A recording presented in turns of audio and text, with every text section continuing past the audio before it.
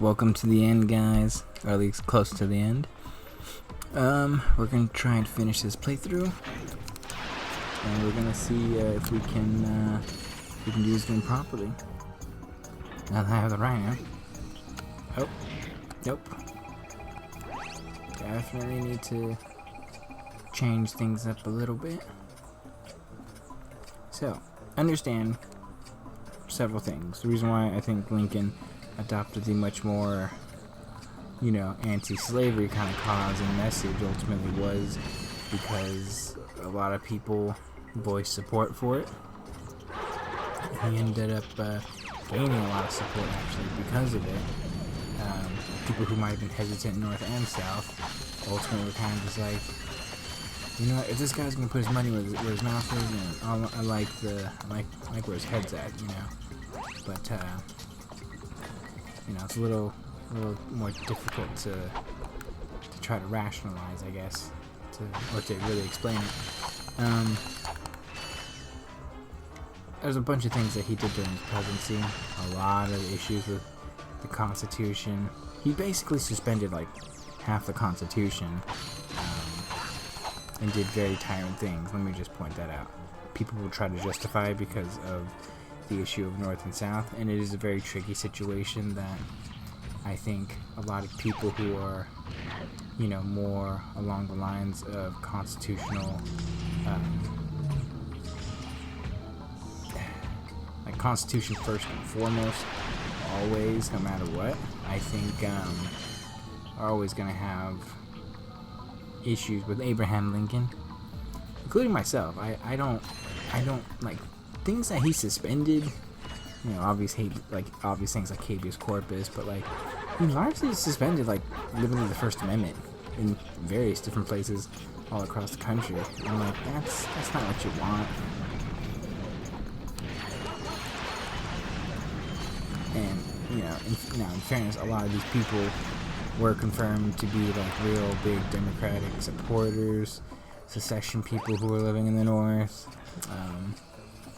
and there's a lot more issues that really go on with that outside of just him and whatnot. So I'm not trying to justify it in any way, but it is a little bit more difficult to try to figure out who's winning and losing, and especially with this particular war where really a lot of what's going to define it ultimately is just word of mouth, and the big reason why a lot of things happen is because he ends up gaining a bunch of support because he starts winning battles instead of actually losing it.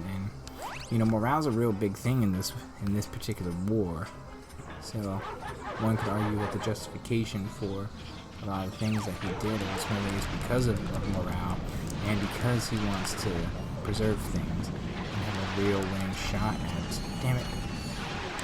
Really? Oh god. Run. No. Oh, come on. No. I'm gonna die now, aren't I? Running.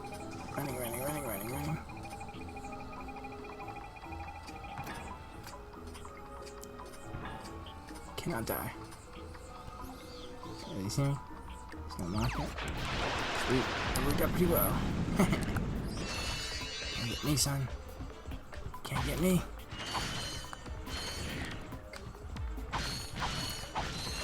What I need is health.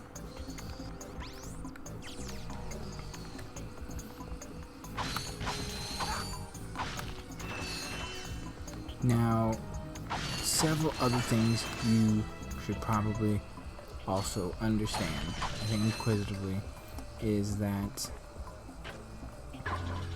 despite slavery being, at this point in history and time, just hated and abhorred, very few places all across the world actually outlawed it legally, which I think should be understood, which is why this Civil War is very important in a lot of ways too, because the United States becomes one of the first countries to actually outlaw it legally, and not only that, but quite literally and specifically fights a literal bloody civil war in order to end it, which no one wants to talk about. They always want to say, well, slave owners and stuff like that. Yeah, like, I'm just like, it's a clear and foundational misunderstanding of the sacrifices of a lot of people, white and black, in order to actually achieve really what should be the American dream, the ideas of America.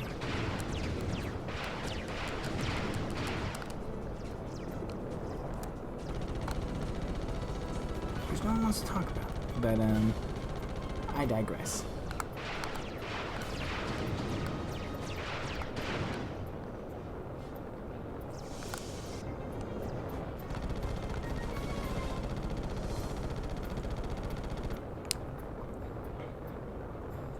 Come on, turn, bastard, turn.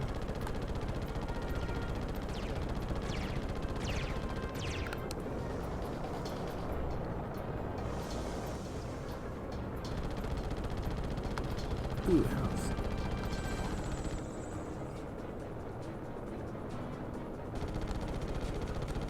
Which people need to remember that soon after the end of the revolution, several other countries end up adopting various different anti-slavery laws, which again people forget, because they want to be blind to history. I think Brazil ended up being one of the last ones to actually implement some form of an anti-slavery law at that point. I think in like 1890, which I don't know. I always just remember Brazil being really, really late to the party.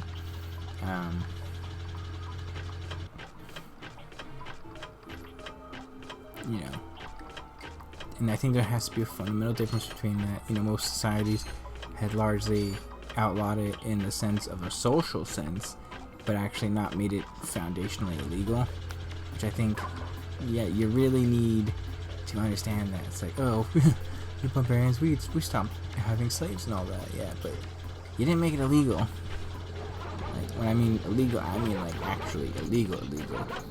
You could still legally own slaves. It was taboo, but no one could actually arrest you or stop you from owning someone, another living being. And I think the United States should get some recognition because of that, and understood because of that, and because it should be understood that there was literally because of peer pressure and social pressure that really they kind of forced Abraham Lincoln to be like, hey, you will be the anti-slavery president ultimately at the end of the day.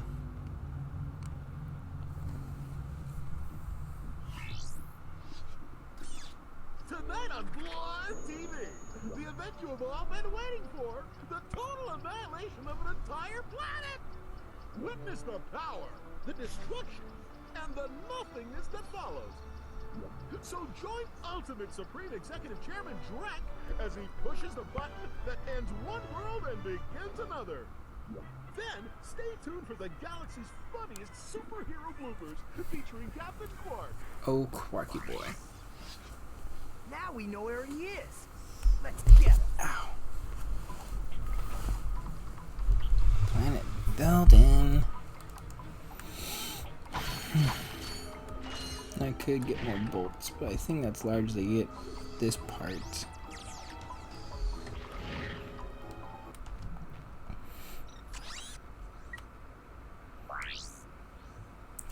We're just gonna go and save my planet. Now, I'm not gonna spend forever on Lincoln's presidency, but understand there's a reason why a lot of people tend to be wary about him as an individual and what he represents, because ultimately what he represents is a very dark side of history that doesn't get talked about. Even to this day, he doesn't get talked about sometimes. And I think that's a mistake. And I think this leads to a lot of distrust, I think, in both academia and just people in general, where it's like, what are you hiding when it comes to Abraham Lincoln? Like, what is it? I want to know. Let us know. Communicate these things. Otherwise, you're going to lose a lot more people than actually win when it comes to the historical context of things. Hi there, Fuzzball. But anyway, I digress. That's a real beauty.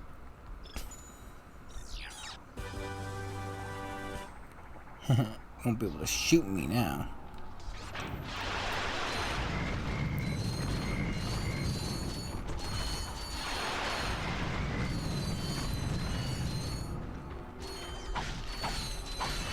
Decoy glove, that is decoy glove.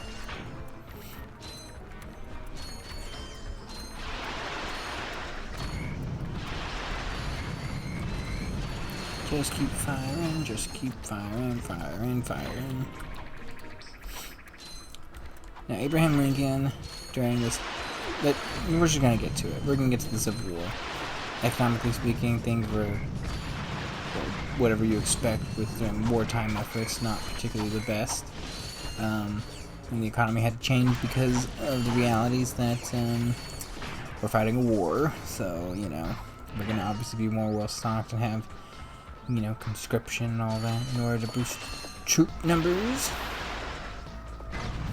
But, you know, let's not talk about that. Today we're going to talk about, well, we're going to talk about everything as much as we humanly can. But I'm just literally going to summarize a bunch of stuff because I think talking about the Civil War in its entirety should be its own whole ass thing.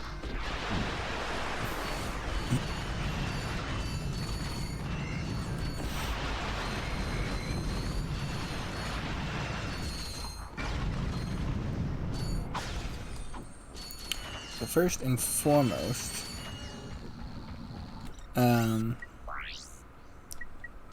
Lincoln had like 3 or 4 things that were always on the top of his priority, that were always going to be in the back of his mind. It was the international realities of what this war was ultimately going to bring, the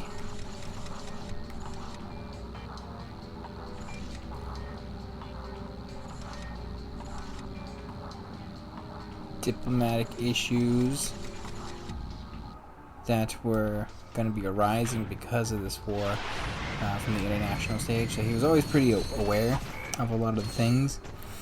And one thing I will give Lincoln credit, though, was despite being manic depressive, despite being, you know, a failure in a lot of ways and just taking really bad choices, especially with his military generals, and understand that he had a lot of issues with military generals for 2 reasons. One, because the South had all of the military leaders, and when I mean all of the military leaders, I'm talking about our best and brightest. You know, Robert E. Lee is remembered historically not very fondly for his, you know, failure to join the Union, but he might have been one of the most brilliant military leaders of his time and era. I think that goes without saying. And I think it's just more interesting, really, because he literally proves, like, my God, like, you can really make an exceptional difference. Like, he proves leadership does quite a lot for you know, just military and just influencing everything for the most part. It also helps that he has a bunch of, you know, Southern boys who, you know how to do a thing or two with the fighting. But this leads to a lot of many victories for him in the early goings of the war itself.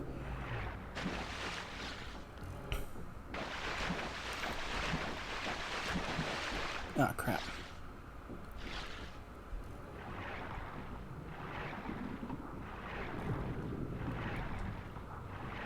Really? I thought... Okay, never mind. I'm messing up, probably.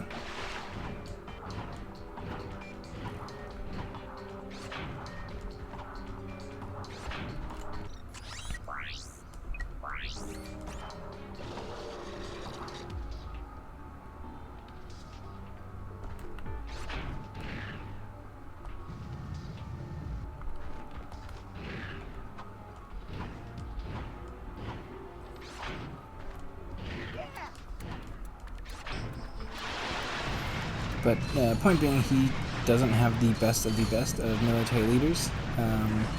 He's basically just having to choose, like, the second and third wave of guys, because it's either him, because it was basically either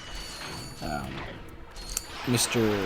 Well, there's a bunch of people, but you know, there's McClellan, who ends up being the guy for a little bit because of his battle prowess during a lot of the Native American wars, although those tend to get overblown because you know, it's very different fighting native tribes versus what ultimately will become a very hardened enemy that he has zero confidence in actually beating, who outwits him in every single sense of the word, has really no idea how to lead, and will end his life in relative obscurity as a loser, mind you.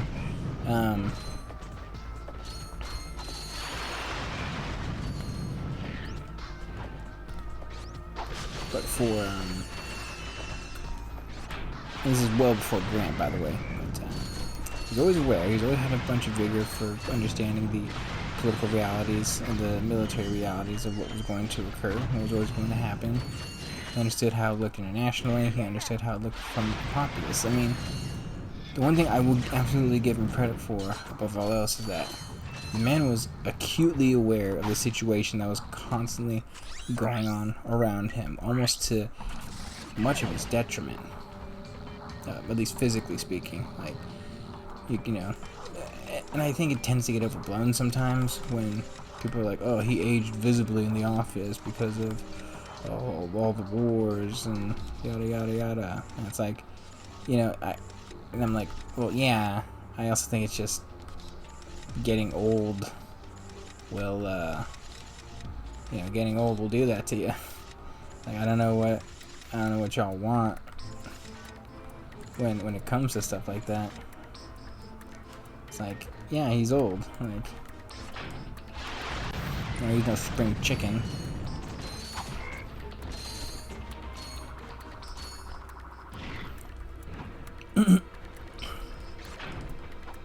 But he understood the assignment.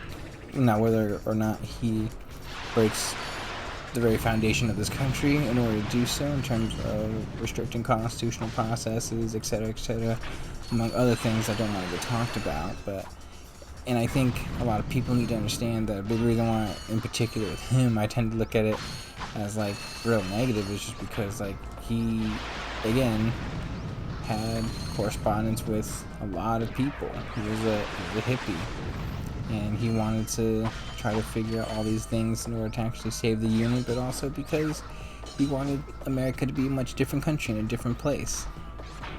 Most notably because he had, you know, correspondence with with certain German philosophers, namely guys like Karl Marx, you know, who are not particularly high on the Jacob ladder of, or the Jacob board of, you know, people who I would take any semblance of advice from. They tend to be the very last people I would ever take advice from. I don't need to kill these guys, but I'm doing so because I have the power and capacity to, because I have the best gun ever.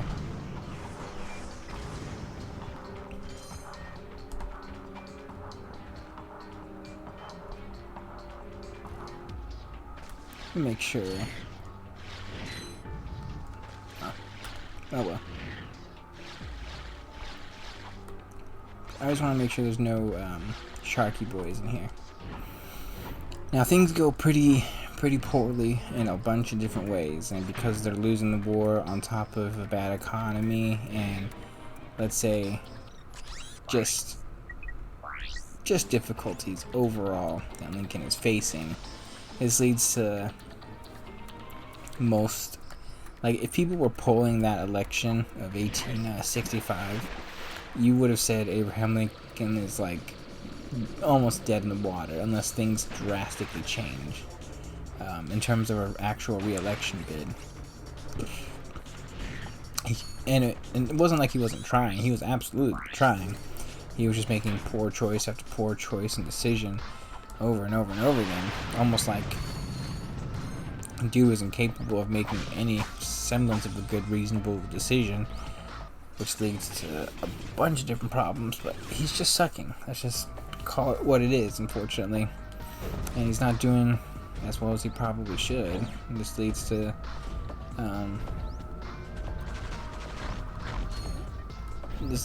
a big and substantial loss in support. Not only that, but like support for like slavery, because they're basically just like, you know, you have to understand, it's not like these people were racist or didn't care. It was more like, if my sons and brothers are dying a losing battle because of the overreach of the federal government, let's say, and are actually kind of being proven right that the federal government's kind of overreaching a little bit. It's like, oh well, these, you know, my southern brothers tend to have a point that's about the overreaching of certain things, and I think that has to be at least talked about.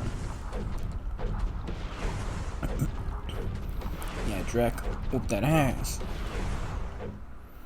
Now, this leads to many other conversations I need to have with Abraham Lincoln, but probably won't go into too much detail.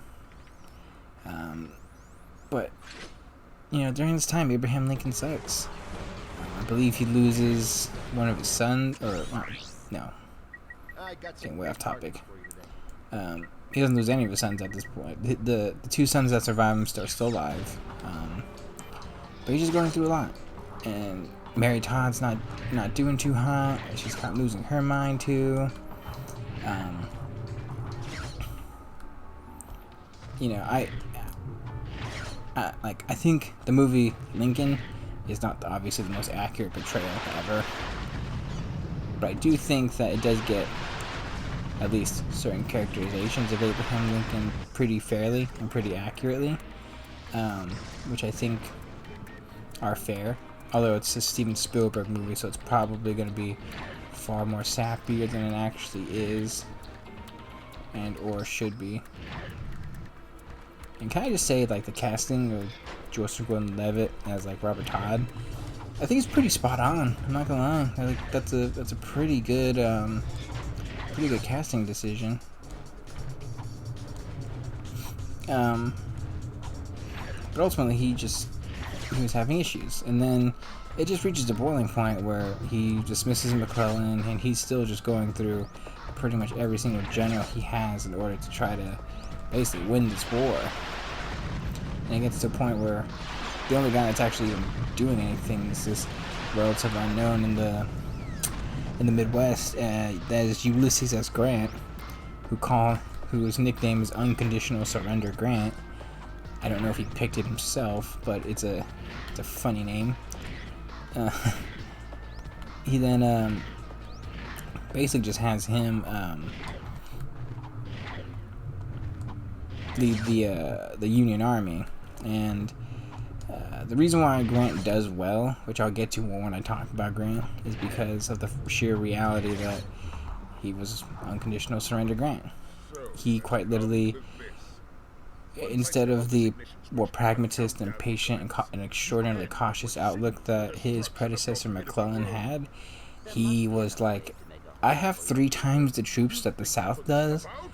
I'm just going to use that to my advantage. And they called him just Bloody Grant, my God. He sent a lot of men to their deaths, which I think contributed to excessively his future alcoholism and the morality that he ends up having to deal with when it comes to the Civil War. But because of that, because of the victories and the fact that the Confederacy just could not keep up with the losses that they were losing, because for every Confederate loss, it was 10 times more painful than a Northern loss, unfortunately. And I hate to be like a numbers guy, but this literally was just a numbers game at this point. But ultimately, Lincoln ends up scoring many victories that lead to, you know, a positive outlook for him for the first time, really, since becoming president. This leads to a lot of good word of mouth for him, and during his re-election bid, whether it's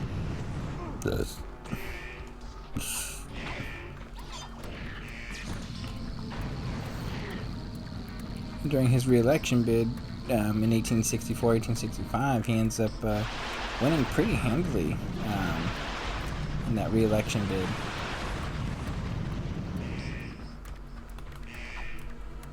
Boom. You will not defeat me, Drek. I will do this pretty quickly. At the cost and lives of many people, obviously, and unfortunately for him.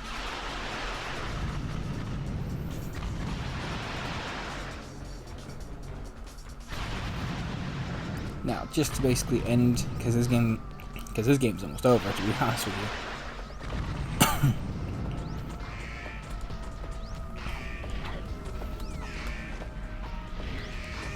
But to largely end on these points, Abraham Lincoln ultimately does hold the Union together. But it's one of those things where it's like, at what cost there? Because there is still some frustration and hatred, and I think more than anything else...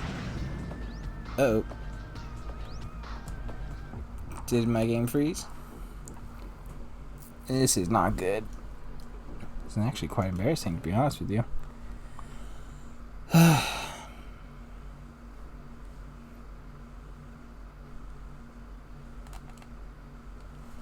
Okay, we're going to continue this in just a moment. Hang tight, folks.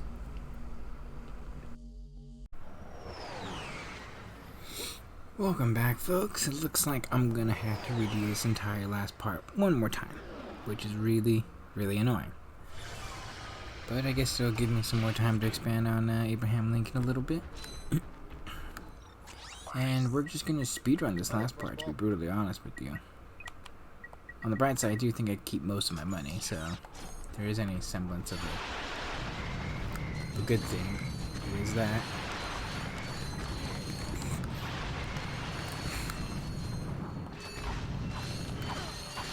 Get the ruler just because I want the ruler now.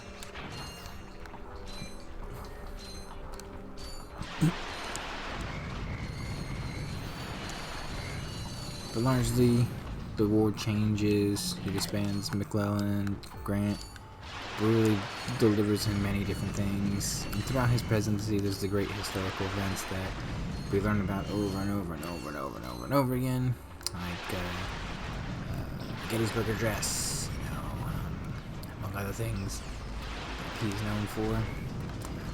Full school 7 years ago, both all fathers yet. Again, one thing that is absolutely and abundantly true about Abraham Lincoln is he knew how to speak. And I think he's a good orator. And I think above all else, because you have to understand, like, the reason why I think a lot of people who end up joining political office in life and tend to be great, speech people are because they're lawyers. And I think in order to be a good lawyer, you need to have some semblance of speech. You need to be able to talk, It sounds pretty obvious, but, I don't think a lot of people who tend to be lawyers are always necessarily the best at it. Something like this, right? Oh.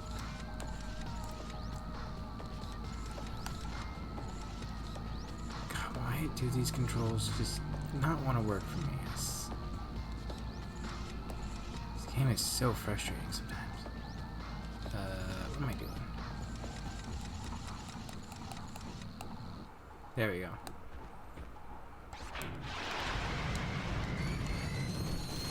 Now we're just going to speedrun this last part. But,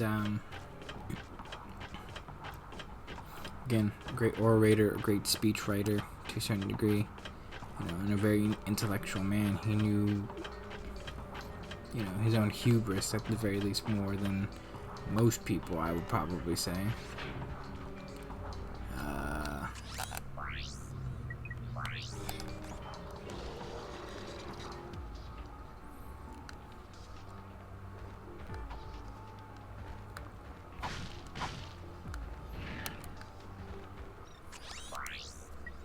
Another thing to note, I should also point out too, that does, I don't want to say irreparable damage, but absolutely does influence the next 20-30 years of the history of this country, is the fact that, Abraham Lincoln in 5 years made 5 Supreme Court justice appointments. That is crazy to me. Including Samuel Chase, who I think ends up becoming the Chief Justice. Like, real important figures and abolitionist figures, and I think a lot of people who would probably historically remember them as very pro-federal government type of figures. So you want to see like real expansion of federal powers, and especially the things that come with the Republican Party, unfortunately, post-Civil War. Because you want to understand why the country is the way it is, you should probably start looking at the things that the Republican Party started doing in the 1880s, where they pushed forth a lot of ideas, a lot of things that I think most Republicans today would be very, very shocked, stunned, and completely upset by. A lot of which ironically gets stopped and pushed back by a Democrat in Grover, Cleveland, mind you, before things really start shifting, things really start changing.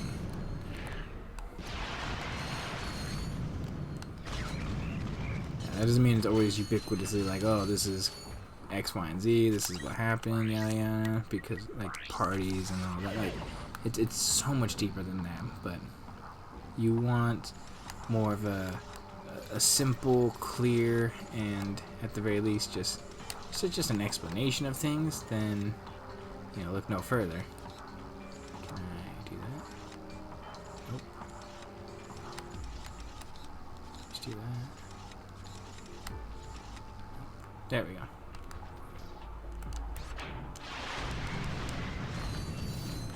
God, this guy is so hard. Speedrun, speedrun, speedrun, speedrun.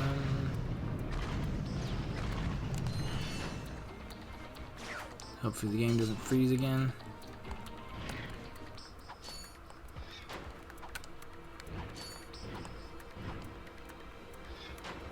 This time I don't care. You know what? It's just gonna make things a little bit easier. It's just...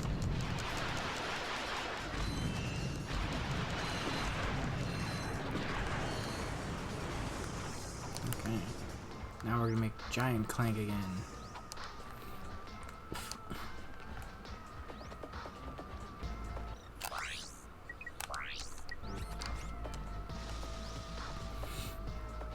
Okay, so... let's just talk a little bit about, obviously he gets assassinated after he wins into the election, due to solid base of support kind of just coming back to him. Headlines, especially back then, make a big difference. That's why he did a lot of things that he did, even if it is unjust by every single definition of what unjust means. This leads to a lot of support for Abraham Lincoln, especially considering people were probably just not liking McClellan to even begin with. It's like, because Democrats basically, that was the only thing they really had at that point, George McClellan, and it's like, we were like, why would we want the loser, like, nah, this ain't it, So a lot of them voted for Lincoln, and he wins unanimously. And it's a mixed election. I'd probably say it's more like, only real Northerners and Republicans could vote, so it wasn't like there was a lot of love for the Democratic Party at this particular point in time. Imbeciles! After all the trouble you've gone through, you're about to die right where you started. It's so poetic. This is it, Clank. Let's get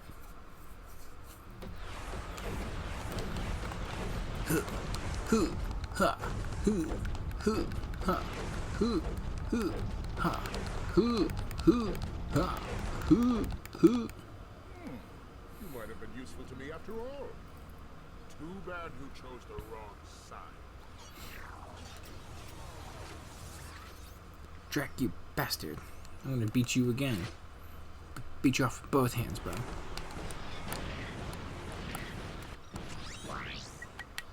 I got some great bargains for you today. Alright, let's finish this out. That's a real... Might as well get that Tesla call, too. Just because I want it. I want it bad. Okay. Nope.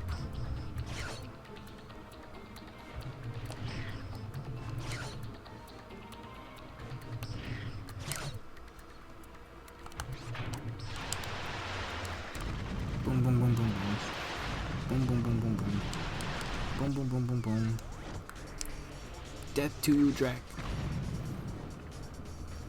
And unfortunately, since Abraham Lincoln doesn't even live to really begin his second term, or do his second term, we can only speculate on a lot of things that he would have done post-presidency, which a lot of people tend to look at as a bunch of positive and a bunch of negative. I think a lot more negatively lately on what would be the Reconstruction era of his presidency.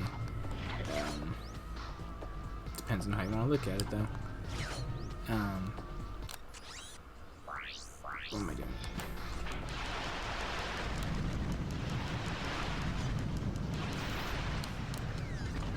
But largely the war is over. He makes all the right choices. His presidency was the one where I think things start getting very murky. Because you have to understand, back then, it's not like he's this mythologized figure as he is regarded to today. It was just more like a regular president, the first Republican president, and people just saw him as a normal guy who was just trying to hold things together. And a guy who wasn't beneath criticism or above criticism. And, you know, you have to try to contextualize things for the time of the era. And I think Republicans, to a certain degree, knew, at least historically, that this was going to be something that was going to influence things in the future. So I think they tended to mythologize him far more than really anything else. And I think, especially with how the country is today and how things have been explained, how things are being conducted, and I think how the country is now, especially with the state and current, I guess, fundamental ideas that permeate the Republican Party. I think it's a mistake to mythologize him, and specifically and especially the way that he's being mythologized now as this weird individual who's like, oh yeah, remember Abraham Lincoln? It's like, Republicans aren't racist, guys. It's just like, you know, we're the ones that ended slavery, not Democrats, you know. And it's like guys, don't do that, because like it's stupid social points that don't really do anything. Like, it's completely missing the point of what Abraham Lincoln represents and means, and it's just a clear misrepresentation, in my view, of who he is, in order to actually get, you know, positive points in the name of, you know, some weird social ideals, modern social ideals that most people actually don't really care about, you know. Now, don't get me wrong, you know, if you want to tell the history, be truthful about it, that's perfectly fine and reasonable. He is the first Republican president, the one that largely is the reason why slavery ended. But it just goes beyond more than that, and I think it's not completely telling the truth of the entire situation, which I think absolutely should be told. And I think we'd have a much better outlook on things if we told the truth a little bit more. Suck it! Suck it, Drake. Suck a fat one this time. Suck it.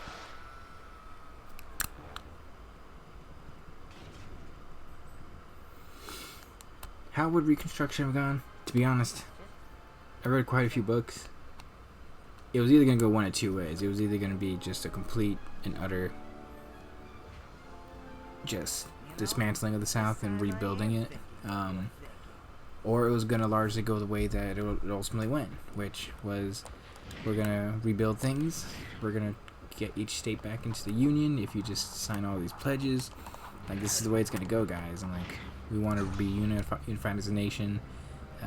I think largely that's what it was ultimately going to be, though. It was more of what ended up happening, I think, with Andrew Johnson, his vice president, who was a Democrat, by the way, when he ran his re-election bid, was the kind of like uniting voice and figure kind of thing. It was a big politician who had a real big voice at that time. That was close. Relatively prominent, and one of the few that actually stayed to be a part of the Union, Clank, interestingly enough. pull us But up now. point being that this Broken? As in the ideas fall to our that deaths broken? are going to permeate the Union or the Reconstruction era, I think. How do I even explain it? I don't know how things would have gone had he stayed alive. I don't think they would have gone particularly good. Oh wait, I like this ending. We'll be alright. Ratchet's just gonna leave Clank, his boy. Don't. Sad Clank. Or is he?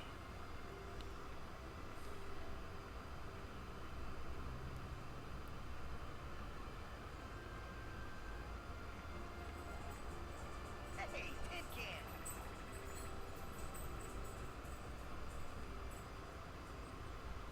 Where do you think you're going? We, still need to fix that arm.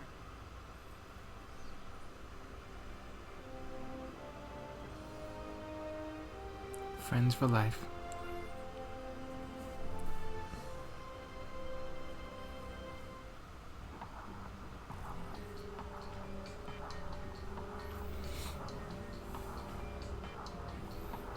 But his presidency is one that's really changed a lot of things, and I think, that can't be discredited. And it's not fair, because I think in order to talk about Abraham Lincoln, you'd have to do I'd have to talk about it at least. I could do an hour just on his psychology, his personality, why he believes the things that he does, because he's a very complex individual. And I dumb it down to say that he's a hippie, but in a lot of ways he is a very forward-thinking individual and thinker. But he's also someone that's an overly optimistic individual without enough realization and understanding, and someone who I think needs the constitutional processes to hold him back more than anything else. It's like these leaders who have good ideals and beliefs, but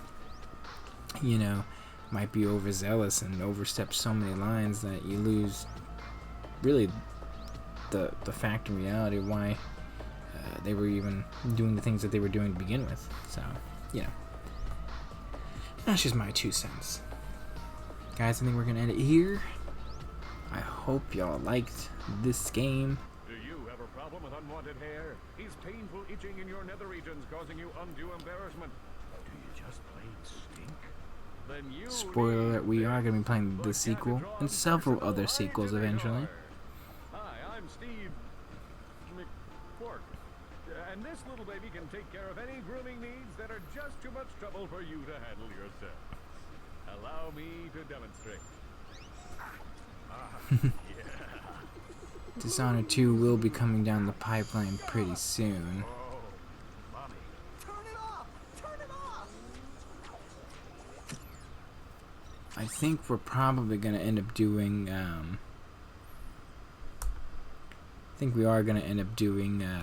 Going Commando at some point. That's probably the one we're going to do next, but I hope you guys like and subscribe. God bless. Thank you for listening, and Andrew Johnson's next when we next see each other. Peace.